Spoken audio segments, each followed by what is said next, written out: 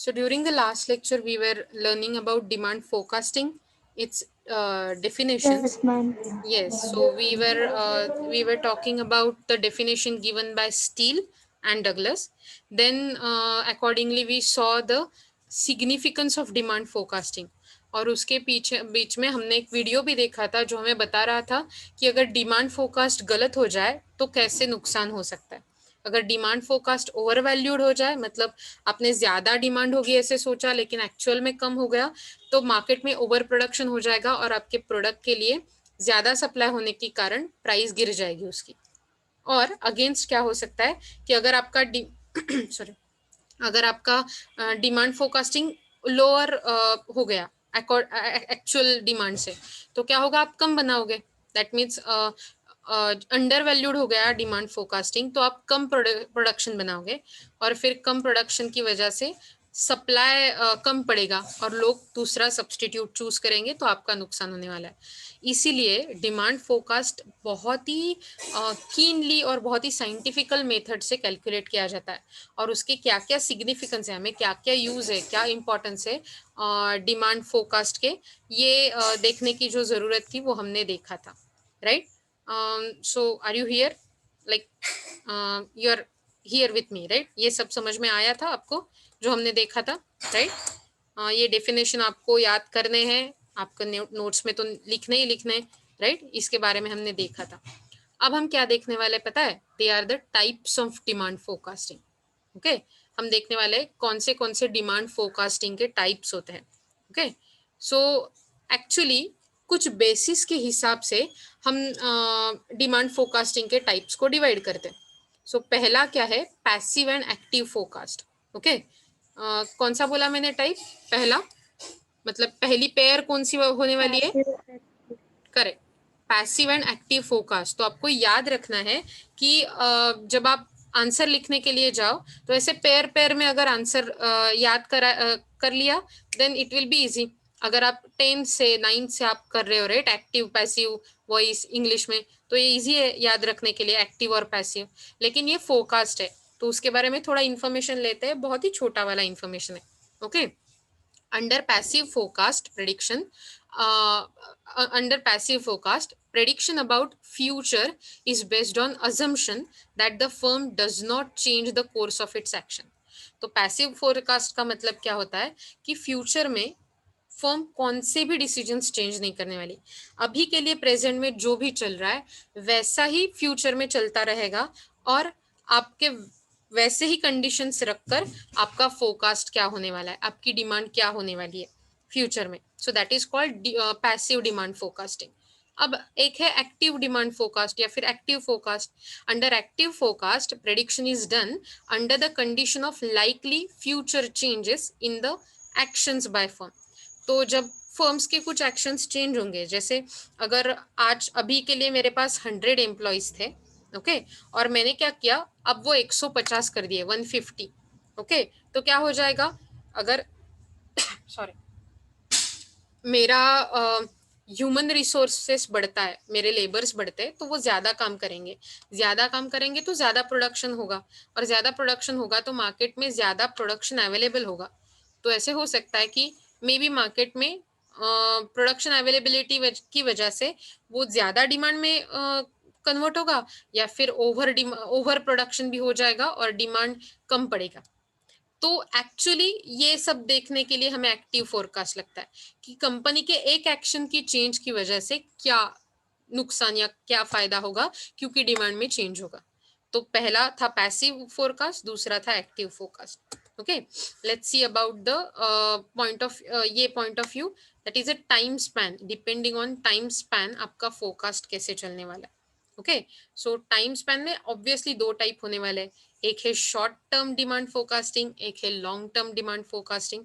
Okay, अब मुझे बताओ, हमने पहले दो टाइप्स कौन से देखे थे? एक्टिव और पैसिव। फोरकास्ट आणि active four correct, very good. Active forecast आणि पॅसिव्ह फोरकास्ट, बरोबर. आता आपण टाइम स्पॅन वर डिपेंड असणारे दोन फोरकास्टचे टाइप बघणार आहोत, शॉर्ट टर्म डिमांड फोरकास्टिंग आणि long term demand forecasting. Okay, let's see short term demand forecasting मध्ये काय ते. In a short run forecast seasonal patterns are of much importance. जेव्हा तुम्ही शॉर्ट रन बद्दल बोलत असता, जब आप शॉर्ट रन के बारे में सोच रहे हो, तो ये जो छोटे छोटे सीजनल चेंजेस होते हैं, जैसे अगर आप रेनकोट्स का बिजनेस कर रहे हैं, तो बारिश के पहले आपका डिमांड बहुत ही ऊपर जाने वाला है ये मौसम में, लेकिन समर के पहले, उन्हाळ्याच्या आधी, अभी तो 12 ही महीने हमारे यहाँ बारिश चलती है बहुत बार, लेकिन अगर ऐसा नहीं है तो समर में बारिश नहीं होती, तो उस टाइम आपका डिमांड बहुत कम होने वाला है. ये फोरकास्ट करना मतलब सीजनल फोरकास्टिंग. अब मैंने तो ये सिर्फ सीजनल मतलब एक्चुअली सीजन्स लिया, लेकिन सीजनल मतलब वो टाइम स्पैन. तो एक होता है ये जब शादी का ही पूरा माहौल होता है, शादी के ही सीजन चल रहा है, मतलब बहुत लोग शादी कर लेते हैं, शादी का पूरा यहाँ वहाँ, हमें भी बहुत ज्यादा न्यूते आते हैं, खूप ज्यादा म्हणजे खूप आमंत्रण असतात, तो आपण लग्न सराई म्हणतो त्याला, शादी का सीजन. तो ऐसे सीजन होते हैं, या फिर अगर एक फिल्म आ रही है, ओके, तो वो फिल्म के हिसाब से आपका फैशन चेंज हो जाना, और उसके हिसाब से उस टाइप का कपड़े, उस टाइप के पर्स, जूते, इस सब का डिमांड चेंज होना. या फिर अब अगर समझो होली है, तो रंगों की डिमांड में बहुत मतलब बढ़ जाएगी. फिर वो जो होती है मतलब पिचकारी, राइट, तो वो ये सब बहुत ही बढ़ेगा. So they are called seasonal patterns. Okay, लेकिन मुझे बताओ, क्या हम रंग खरीदेंगे जब हम शायद जून जुलाई में है, जून जुलाई के मंथ्स में है अगर, तो क्या हम रंग खरीदेंगे उस टाइम होली के जैसे? नहीं खरीदते हम. So that is called seasonal patterns. और सीजनल पैटर्न्स को उस टाइम जहां पर सीजन आए तो उस टाइम प्रॉफिट कमाना, that is like NAAC of business. बहुत ही होशियारी है कि अब मेरे प्रोडक्ट का सीजन है, अब मुझे अपना प्रोडक्शन बढ़ाना पड़ेगा, मुझे ज्यादा प्रॉफिट कमाना पड़ेगा, ये सोचना और उसके हिसाब से एक्ट करना, उसके हिसाब से मार्केट में जाना. So that is very important for a businessman. और ये किससे पता चलता है हमें? डिमांड फोरकास्टिंग से, लेकिन शॉर्ट टर्म डिमांड फोरकास्टिंग से, क्योंकि in a short run seasonal patterns are much more important. It may cover a period of 3 months, 6 months और 1 year. तो कितना हो सकता है ज्यादा से ज्यादा? 1 year. छोटे से छोटा कितना भी रह सकता है, ज्यादा से ज्यादा 1 साल तक हो सकता है. Okay, it is one which provides information for tactical decisions, like which period is chosen depends upon the nature of business. तो ऐसा टैक्टिकल डिसीजन है कि अगर मैं शादी की चीजें बेच रही हूँ, ओके, मतलब शादी के कपडे, जूते, जो नेकलेस, जो भी आप गहने पहनते हो, जे काही सगळं लग्नासाठी लागतं ते विकायचा माझा जर बिझनेस असेल, तो वो शादी का सीजन देखना, फोरकास्ट करना, और मेरा कितना डिमांड होगा उसके हिसाब से प्रोडक्शन करना. So that will be my tactical decision, जिसमें मुझे डिमांड फोरकास्टिंग बहुत ही यूजफुल रहता है. ओके, लेकिन अब अगर देखो जैसे कि आपका मेडिकल शॉप है, मेडिकल शॉप तो बहुत मतलब 12 months के लिए चलता रहता है, लेकिन फिलहाल ही जब पैंडेमिक जैसे प्रॉब्लम्स रहते हैं, तो उस टाइम मेडिकल में ज्यादा लोग आते हैं क्योंकि वो डरे हुए रहते हैं, तो वो सीजन होता है. आई नो इट्स अनएथिकल इन अ वे कि आप सोच रहे हो कि मेरी ज्यादा सेल होगा, लेकिन आप अगर आप सिर्फ बिजनेस पॉइंट ऑफ व्यू के हिसाब से सोचो, बिजनेस पॉइंट ऑफ व्यू से, तो आप ये बता सकते हो कि जनरली बारिश हर एक मौसम की शुरुआत, हर एक सीजन की शुरुआत में ज्यादा लोगों को कुछ फीवर रहता है, कोल्ड रहता है, तो ये सब है जो सीजन्स है for those medicinal shops. Okay, तो हर एक बिजनेस की नेचर के हिसाब से आपको डिमांड फोरकास्ट करवाना पड़ता है शॉर्ट रन में. Okay, it is one which provides information for tactical decisions, like which period is chosen depends upon the nature of business. तो सिंपली अगर ये सोचो, आप आम के प्रोड्यूसर हो, ओके, मैंगो का ट्रेडर, राइट, तो आप आम कब बेचोगे? जून जुलाई अगस्त में बेचने आओगे आम? बेचोगे क्या? No. नहीं, राइट, आप नहीं बेचोगे. आप क्या करोगे? आप वो उसका आम का सीजन क्या है, from the may be February to July, may be extended, तो उसी मंथ के दौरान आप ज्यादा आम बेचोगे. सो ये टैक्टिकल डिसीजंस लोगे. Such a forecast helps in preparing suitable sales policy. तो ऐसे में सेल्स फोरकास्ट करने के लिए मतलब जो आप सेल्स फोरकास्ट करते हो, डिमांड फोरकास्ट करते हो, वो बहुत ही फायदेमंद रहता है. तो मतलब आप देख पाओगे की जो पहिली पेटी रहती आहे आमची, जी पहिली पेटी असते आंब्यांची, ती खूप जास्त पैशांना विकली जाते, बरोबर. पण तेवढीच शेवटी जून जुलैच्या महिन्यात तेवढाच पैसा मिळतो का आंब्याला? नाही, कारण सीझन उतरत चाललाय. सो तुमच्या लक्षात येतं शॉर्ट टर्म डिमांड फोरकास्टिंगचं महत्व. आता आपण दुसरं बघणार आहोत, that is long term demand forecasting. Okay, long term demand forecast are helpful in suitable capital planning. मतलब आपका कैपिटल का जो प्लानिंग रहता है वो कैसे करना चाहिए, कहाँ पर इन्वेस्ट करना चाहिए. अगर आप एक बिजनेस में हो जहाँ पर आप प्लास्टिक की चीजें बनाते हो, प्लास्टिक के टॉयज, प्लास्टिक के बैग्स, फिर प्लास्टिक के बर्तन. ओके, तो आपको अगर लॉन्ग टर्म में प्लान करना है तो आपको ये सोचना पड़ेगा कि आजकल ना लोग बहुत डरे हुए रहते हैं. ओके, कि प्लास्टिक की चीजें खरीदे या ना खरीदे. जनरली बर्तन जिसमें गर्म करना होता है, लोगों को ऐसा डर लगता है कि कैंसर हो सकता है या फिर अदर कुछ बीमारी हो सकती है, फिर पोल्यूशन का भी धोखा है. तो जनरली क्या करते हैं लोग, प्लास्टिक के कम चीजें लेते हैं. हाँ, खिलौने प्लास्टिक के रहते हैं क्योंकि कोई खाता नहीं है खिलौनों से, होपफुली. लेकिन जनरली जो बर्तन रहते हैं, प्लास्टिक के बैग्स रहते हैं जिसमें आप वेजिटेबल्स लाते हो, ये सब चीजें बहुत कम इस्तेमाल करना शुरू हुआ है. तो अगर लॉन्ग टर्म में मुझे प्लान करना है तो मैं सोचूंगी ओके, मुझे ज्यादा इन्वेस्टमेंट टॉयज में करना चाहिए, ना कि प्लास्टिक के बर्तन में. उसके हिसाब से मुझे ये भी देखना चाहिए कि अगर मैं प्लास्टिक के बर्तन नहीं बना रही हूँ तो लॉन्ग टर्म में मैं और कौन से बर्तन बना सकती हूँ. कांच के, हाँ, या फिर सिलिकॉन के. डेफिनेटली आजकल सिलिकॉन के बहुत चलती है बर्तन के सीरीज. बर्तन, फिर वो स्पून्स रहते हैं, मेजरिंग कप्स रहते हैं, वो सब सिलिकॉन के बहुत चलने लगे. तो फिर उसके हिसाब से मुझे करना चाहिए कि मैं सिलिकॉन के बनाऊं, कांच के बनाऊं, और किसी मतलब मेटल के बनाऊं, स्टेनलेस स्टील के बनाऊं. तो ये है मेरा लॉन्ग टर्म का प्लानिंग. शॉर्ट टर्म में मतलब एक साल में मैं मेरा पूरा का पूरा प्लान चेंज कर नहीं सकती. लॉन्ग टर्म में वो मैं कर सकती हूँ क्योंकि मैं कैपिटल का प्लानिंग करती हूँ, कहाँ पर इन्वेस्ट करना चाहिए, कहाँ पर इन्वेस्ट करना नहीं चाहिए. Okay, it is one which provides information for major strategic decision. जैसे मैंने बोला कि जो पहले ब्लैक वाले पॉलीथीन के बैग आते थे, आज वो बहुत कम दिखते हैं मार्केट में क्योंकि उनके ऊपर बैन आया है. तो जो लोग ये ब्लैक बैग ही बना रहे थे, ब्लैक पॉलीथीन के बैग, तो उनका तो धंधा बैठ गया पूरा का पूरा. इसका मतलब उनको क्या करना चाहिए कि उनको लॉन्ग टर्म स्ट्रेटेजिक प्लानिंग करना चाहिए कि अभी ये टाइप के बैग नहीं बन रहे तो कौन से टाइप के बैग बनेंगे, लोग कौन से टाइप के बैग चूज करेंगे, मुझे वो कैसे बनाने चाहिए, क्या मशीनरी लेनी चाहिए, क्या प्लांट लेना चाहिए, कैसे टाइप्स के वर्कर चाहिए वो बैग बनाने के लिए, ऐसे. ओके, और उसके हिसाब से आप क्या कर सकते हो, it helps in saving the vestiges in material, man hours, machine time and capacity. तो क्या क्या सेव कर सकते हो अगर आपने अच्छे से स्ट्रेटेजिकली प्लान किया तो. आप आपके रिसोर्सेस का, मटेरियल का वेस्टेज कम कर सकते हो. मैन आवर्स मतलब जितने लेबर आवर्स लगे, लेबरर्स ने डाले हैं, उनका वेस्टेज कम कर सकते हो. मशीन टाइम, जो मशीन रन करने के लिए इलेक्ट्रिसिटी लगती है, मशीन की कॉस्ट होती है, फिर उसका डेप्रिसिएशन भी होता है क्योंकि वेयर एंड टियर की वजह से. तो ये सब मशीन टाइम के अंडर आता है, तो ये सब कम कर सकते हो. और आपकी कैपेसिटी जो वेस्ट हुई है, आप एफिशिएंसी से काम करते हो लेकिन एक्चुअल में अगर आपके काम का कुछ फायदा ही नहीं होने वाला तो आप वो भी बचा सकते हो. और ये सब कब होता है, आप अगर स्ट्रेटेजिकली प्लान करो तो. Then there is a planning of new unit must start with an analysis of long-term demand potential of the product of the firm. तो अगर जैसे आप सोच लो कि दापोली में अगर डोमिनोज अपनी ब्रांच खोल रहा है, आपको सबको डोमिनोज पता है, पिज्जा वाला chain, right?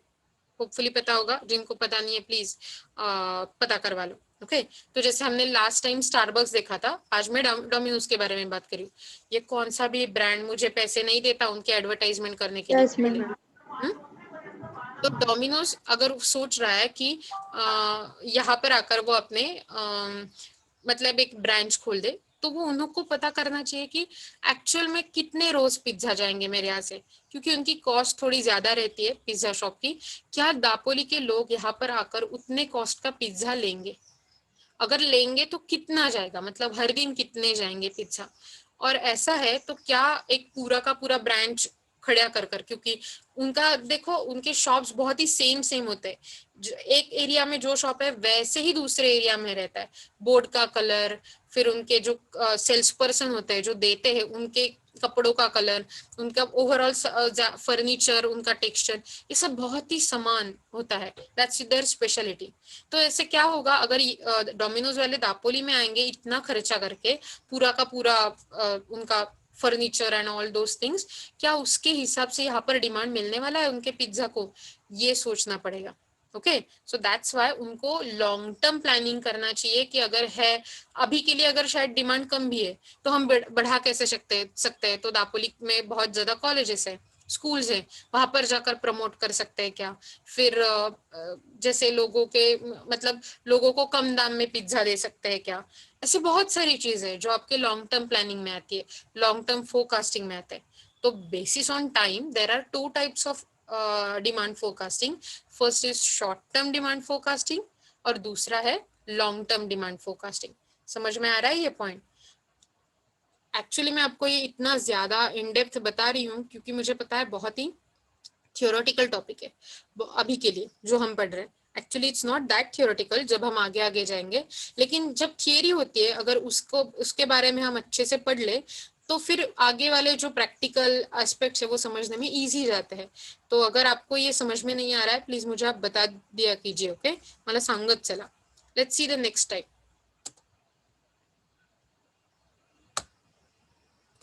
Yep. So depending third type and we can say the last one, third pair. So पहिली पेयर होती की तुमच्या ह्याची ऍक्टिव्ह पॅसिव्ह, दुसरी होती short term long term. Okay, आता या चार नंतर आणखीन एक पेयर आहे. Yep. This is the game we are playing in these days, right? The game of internet. Okay. तो आपको ऐसा लगेगा कि सिर्फ आपके साथ हो रहा है. पता है मैंने ऑलमोस्ट कल या परसों SY के लेक्चर्स लेते लेते 2-3 बार कट हुई थी मैं लेक्चर से. तो इट वाज लाइक उनके पेशेंस की कितनी एग्जाम है, ये कितनी परीक्षा है कि मैं हर बार कट हो रही हूँ फिर से रिकनेक्ट हो रही हूँ. आई एम रियली ग्रेटफुल कि वो लेक्चर में कंटिन्यू रहे. ओके, सो लेट्स सी. ये जो है वो थर्ड पेयर है जिसके बारे में हम बात कर रहे हैं कि ये कौन सी पेयर है, एक्सटर्नल और नेशनल ग्रुप ऑफ फोरकास्ट और इंटरनल और कंपनी ग्रुप ऑफ फोरकास्ट. तो एक्सटर्नल फोरकास्ट में क्या होता है, it deals with the trends in the general business. General business में क्या ट्रेंड है उसके हिसाब से हमारा फोरकास्ट कैसे होना चाहिए. क्या अभी ऑयल के प्राइस बढ़ रहे हैं पूरे वर्ल्ड में, तो पेट्रोल के भी प्राइस बढ़ने वाले. ओके, क्या ऑयल के प्राइस कम हो रहे तो शायद हमें ज्यादा गाड़ियों की डिमांड ऑटोमोबाइल इंडस्ट्री में बढ़ जाए. So these are the general forecast basis the general business trends. Okay, it is usually prepared by a company's research wing or by the outside consultant.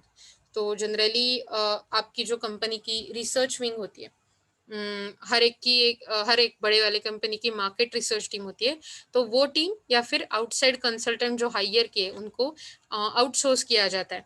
बहुत ज्यादा कंसल्टेंसी कंपनी है, McKenzie, ZS associates है, फिर Deloitte करके है, और ये सब आपके प्रोस्पेक्ट क्या बोल सकते हैं, पोटेंशियल जॉब गिवर्स है. ओके, ये आपको आपकी डिग्री खत्म होने के बाद या फिर स्पेशलाइजेशन खत्म होने के बाद जॉब ऑफर करते हैं. तो please keep I on them. They can be your job giver, they can be your employer. Then the second one is internal or company group forecast. ये कंपनी के अंदर स्पेसिफिकली कंपनी के लिए forecast किया जाता है. Internal forecast includes all those that are related to operation of particular enterprise such as sales group, production group और financial group. तो मतलब एक पर्टिकुलर ग्रुप के लिए कौन सी स्ट्रेटेजी करनी चाहिए based on the forecast that we are doing, that's how this forecast is classified. Okay, मतलब कंपनी के अंडर जो एंटरप्राइज के पर्टिकुलर ग्रुप्स है तो उनके हिसाब से क्या ट्रेंड चल रहा है और वो ट्रेंड देखकर क्या फ्यूचर का डिमांड होगा ये हम देखते हैं और उसके हिसाब से बनाते हैं कि हमारा इंटरनल फोरकास्ट कैसे चलेगा. The structure of internal forecast includes forecast of annual sales, forecast of production cost. तो क्या क्या होता है ये सेल? पहले तो फोरकास्ट ऑफ एनुअल सेल, पूरे साल में एक कंपनी कितना सेल करेगी फ्यूचर में। दूसरा फोरकास्ट ऑफ प्रोडक्शन कॉस्ट, जो भी प्रोड्यूस करने वाली है उसका कॉस्ट कितना होगा, क्या वो ज्यादा होगा, क्या वो कम होगा। डेफिनेटली हर एक कंपनी को कम से कम कॉस्ट रखना है, सगळ्यात कमी कॉस्ट। दैट्स वाय दो मेजर क्या होते हैं, एम्स होते हैं कोई भी बिजनेस के। First, maximisation of profit, optimum profit लेना, और उसके साथ साथ मिनिमाइजेशन ऑफ कॉस्ट, कॉस्ट कम से कम करना प्रोडक्शन की। Okay, forecast of operating profit, मतलब हमें ऑपरेशंस में क्या प्रॉफिट मिल सकता है उसका forecast. Forecast of taxable income, मतलब आप जो टैक्स डालने वाले, जो टैक्स होने वाला है आपके क्या बोल सकते हैं हम, आपने जो भी इनकम लिया या फिर आप जो प्रोड्यूस कर रहे हैं उसके हिसाब से, या फिर जो इनडायरेक्ट जीएसटी जैसे टैक्स है, ऐसे कितने, मतलब हमारा जो भी इनकम होगा वो कितना अंडर टैक्स के रिजिम में जाएगा, कितना एग्जम्प्ट हो जाएगा। So that is forecast of taxable income. Forecast of cash resources, हमारे पास लिक्विडिटी कितनी मेंटेन होनी चाहिए, कितनी होगी, कितनी फायदेमंद रहेगी। Forecast of number of employees, कितने नंबर ऑफ एम्प्लॉयज होने चाहिए, राइट, कम ज्यादा इसके हिसाब से। So these are all the types of internal और कंपनी ग्रुप फोरकास्ट। समजतंय तुम्हाला? आतापर्यंत आपण 3 पेअर बघितल्या। मला सांगा पहिली पेअर किंवा पहिला टाइप ऑफ डिमांड फोरकास्टिंग काय होतं? 2 टाइप होते त्यात. Active forecast. Correct, active forecast आणि पॅसिव्ह फोरकास्ट. दुसरी पेअर काय बघितली आपण?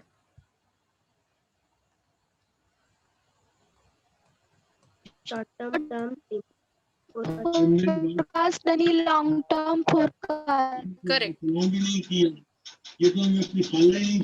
Very good. Short term demand forecast आणि लॉंग टर्म डिमांड फोरकास्ट, बरोबर. आणि आता तिसरी पेअर आपण काय बघितली सांगा? जागे व्हा, दुपार झाली.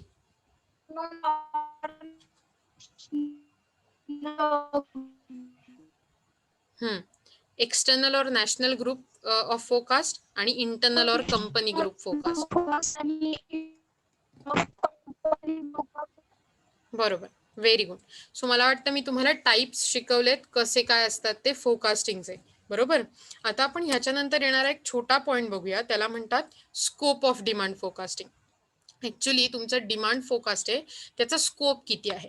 Okay, so let's see at a different level of forecasting it may be classified into 4 types. तुमचा जो स्कोप आहे तो 4 टाईपमध्ये डिवाइड होऊ शकतो. आता ही तुमच्या नोटला येऊ शकते, बरोबर आहे की नाही. सो त्यातला पहिला टाईप आहे मॅक्रो लेवल फोरकास्टिंग. मॅक्रो लेवलवरती फोरकास्ट करणं हे पहिला स्कोप आहे. Macro level forecasting is connected with business condition over the whole economy. जेव्हा तुम्ही तुमच्या बिझनेसची कंडिशन होल इकॉनॉमीशी, कंप्लीट देशाच्या इकॉनॉमीशी पडताळून बघता, उसके हिसाब से आप रिलेशन लगवाते हो और फोरकास्ट करते हो, then it is called as macro level forecasting. Macro म्हणजे पूर्ण इकॉनॉमी, मायक्रो म्हणजे फक्त firm. Okay, it is measured by appropriate index of industrial production, national income and expenditure. तो किसके हिसाब से आप ये फोरकास्ट करते हो? पहले तो इंडेक्स ऑफ इंडस्ट्रियल प्रोडक्शन, मतलब इंडस्ट्री में कैसे हिसाब से प्रोडक्शन हो रहा है और उसके हिसाब से आपके कंपनी में क्या, ऑर्गेनाइजेशन में क्या प्रोडक्शन हो रहा है. दूसरा, नेशनल इनकम के हिसाब से आप आपका इनकम कंपेयर कर लेते हो, और नेशनल एक्सपेंडिचर के हिसाब से आपका expenditure. Okay, so that is macro level forecasting. The one is industry level forecasting, मतलब इंडस्ट्री के लेवल पे जो फोरकास्ट किया जाता है. It is prepared by the different trade association. तो ट्रेड एसोसिएशन मतलब जैसे अगर आप मेडिकल के बात करो तो केमिस्ट और ड्रग एसोसिएशन होती है, केमिस्ट एसोसिएशन रहती है. अगर आप मतलब रिक्शा जो रहती है, ऑटो की यूनियन रहती है, जो रिक्शा चलाते हैं, ऑटो चलाते हैं, उनकी यूनियन रहती है, रिक्शा चालक मालक संगठना, अगर आपको याद है. तो ऐसे बहुत सारे यूनियंस रहते हैं हर एक. तो जो जेरोक्स की दुकान चलाते हैं उनकी भी यूनियन रहती है, और हर एक सेम टाइप का बिजनेस चलाते हो तो उनकी यूनियन रहती है. That they are industry because. Okay, so ये जो उनकी ट्रेड एसोसिएशंस रहती है वो फोरकास्ट करते हैं. अब आपको पता है कि जेरोक्स की अगर आप एक कॉपी लो तो पहले पहले ऐसे होता था कि वो प्राइस अगर वन साइडेड प्रिंटेड है तो लोग अपने के लिए, खुद के लिए कस्टमर्स बढ़ाने के लिए उसका प्राइस बहुत कम कर देते हैं, 25 पैसे में लो, फिर 35 पैसे में लो, ऐसा बहुत सारे स्कीम्स रहते थे। लेकिन फिर ये जेरोक्स की जो मतलब यूनियन है, ट्रेड एसोसिएशन है, जो जेरोक्स के दुकान चलाते हैं, तो इन्होंने क्या कर दिया, इन्होंने एक रेट फिक्स कर दिया कि अगर वन साइडेड प्रिंट है, दूसरा साइड नहीं, ओके, वन साइड प्रिंट है, तो आपको वो जेरोक्स लेने के लिए 65 पैसे देने ही पड़ेंगे। Okay, so that was what we were talking about trade association और ये डिमांड फोकस। तो इनसे ये जो रिसर्च बनता है, इनसे ये जो लोग हैं जो रिसर्च करते हैं, मार्केट का ट्रेंड देखते हैं और फोरकास्ट करते हैं कि जैसे ही जून जुलाई आता है जनरली, तो हाँ अब तो ज़्यादा लोग फॉर्म भरेंगे, उनको ज़्यादा जेरोक्स लगेंगी, Aadhaar card, PAN card, etcetera etcetera, तो ये सब जो जेरोक्स है वो लगेंगी, तो हमारा बिजनेस बढ़ने वाला है। So that is industry level forecasting. Okay, this is based on survey of consumers intention and analysis of statistical trend.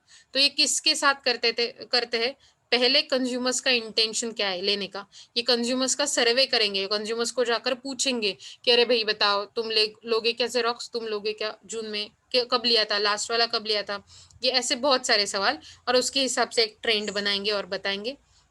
या फिर ये जो ट्रेंड बनते हैं हमारे पास डेटा कलेक्ट करने के बाद लोगों से पूछकर, तो उसका एक स्टैटिस्टिकल ट्रेंड बनाते हैं, मैथमेटिकल मॉडल, कि जनवरी में लो दिखा था, फरवरी में लो दिखा था, अप्रैल में ज्यादा दिखा, मई में ज्यादा, जून जुलाई ज्यादा, फिर दिसंबर में कम दिखा।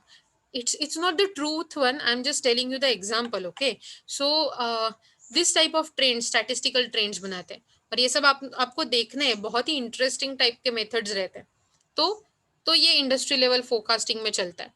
फिर होता है फर्म लेवल फोरकास्टिंग, मतलब फर्म के लेवल पे कैसे फोरकास्ट चलेगा। ओके, तो फर्म लेवल पे forecasting it is related to the individual firm. एक खुद फर्म क्या करने वाली है, क्या डिसीजंस लेती है, उसका मार्केट रिसर्च का डिपार्टमेंट क्या कहता है, उसके हिसाब से आप फोरकास्ट कर लेते हो। It is most important for managerial view point. मतलब आप, हमने जब बात की थी मैनेजरियल डिसीजन मेकिंग की, तो हमने देखा था कि हर एक स्टेप फ्यूचर फोरकास्ट पे डिपेंड करता है, और मतलब फोरकास्ट पे डिपेंड करता है, फ्यूचर में क्या होने वाला है उस पर।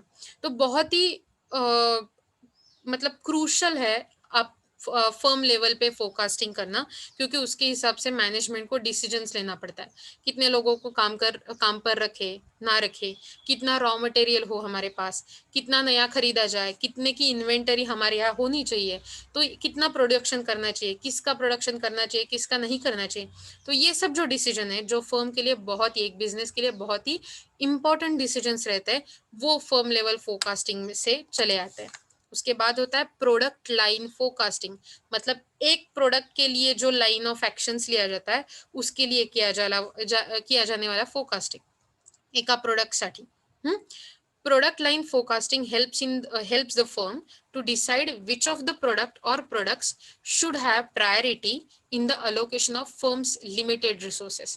तो ऐसे कौन से firms है, प्रोडक्ट लाइन है, फोरकास्टिंग है, जो मतलब कौन किसके हिसाब से आपकी प्रोडक्ट लाइन जो है उसको काम करना चाहिए, कितना प्रोडक्ट बनाना चाहिए, कितना नहीं बनाना चाहिए, कौन सा प्रोडक्ट बनाना चाहिए, तो या फिर किसका प्रोडक्शन हम रुकवा सकते हैं। ओके, कौन से प्रोडक्ट के लिए प्रायोरिटी दिया जाए। तो अभी के लिए ऐसा देखो, जो लोग मे बी हम बता हैट्स बना रहे थे, ओके, कैप्स, तो या फिर जो लोग स्कार्फ्स बना रहे थे, तो ये दोनों चीजें बना रहे हैं लोग, ओके, हैट एंड स्कार्फ। तो अभी के लिए क्या हुआ, लोगों को हैट तो लगती है, लेकिन लोग स्कार्फ भी प्रिफर करते हैं, क्योंकि वो मुंह भी ढक लेता है, राइट। तो मतलब अगर आज मुझे क्या प्रोड्यूस करना है अच्छे प्रॉफिट के लिए, तो मुझे ये सोचना पड़ेगा कि मुझे स्कार्फ्स बनाने पड़ेंगे, मास्क बनाने पड़ेंगे, रादर देन हैट्स, टोपी या ग्लोव्स। ओके, समझ में आ रहा है। So these are the 4 types और द 4 स्कोप्स ऑफ फोरकास्टिंग। आप अब आपको मुझे बताना है, पहला वाला टाइप कौन सा था, आप देख सकते हो आपके स्क्रीन पर, पहला वाला टाइप कौन सा था। Macro level forecasting. Macro level correct, forecasting. Macro level forecasting, right. फिर उसके बाद कौन सा था दूसरा वाला, Industry level forecasting. Industry level, Forecasting. Correct. तो मैक्रो लेवल के बारे में हमने क्या किया, पूरे इकोनॉमी के साथ हमारा कंपैरिजन किया, उसके हिसाब से हमारे फोरकास्ट बनाए। ओके। इंडस्ट्री लेवल मतलब हमारी जो ट्रेड एसोसिएशन थी, सेम बिजनेस करने वाले ग्रुप, इन्होंने बनाया वाला फोरकास्ट था, राइट। फिर थर्ड पॉइंट कौन सा था? इंडस्ट्री लेवल थर्ड वन था फर्म लेवल फोरकास्टिंग, मतलब एक फर्म के लेवल पे कैसा फोरकास्ट होता है, और ये firm level forecasting managerial decision making के लिए बहुत ही जरूरी था, फर्म के डे टू डे फंक्शनिंग और सर्वाइवल के लिए। और फोर्थ वन कौन सा था?